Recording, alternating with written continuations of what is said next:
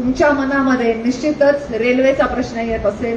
आज आपली रेल्वे ही नगर जिल्ह्यामधून आधी आष्टी तालुक्यात, मग पाटोदा तालुक्यातल्या अंमळनेर पर्यंत आणि काही दिवसांमध्ये विगणवाडी या शिरूर तालुक्यातल्या गावापर्यंत येणार आहे। जिल्ह्यातले 3 तालुके त्या रेल्वेच्या माध्यमातून ऑलरेडी कव्हर झालेले आहेत।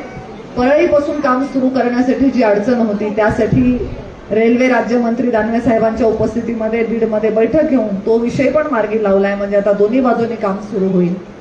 रेल्वेचं काम हे मंद गतीने झालं, यामध्ये सगळ्यात मोठा दोष जो कोणाचा असेल तर आज ज्या पक्षाचे उमेदवार आपल्या विरोधात निवडणूक लढवत आहेत त्या महाविकास आघाडी सरकारचा हा सगळ्यात मोठा दोष आहे। त्यांनी आपल्या रेल्वेचा निधी 1-2 नाही तब्बल 3 वर्ष अडवला। 450 कोटी रुपये राज्य सरकारचे आपल्या रेल्वेचे थकले होते, म्हणून त्या रेल्वेचं काम जे आहे ते मंद गतीने सुरू झालं।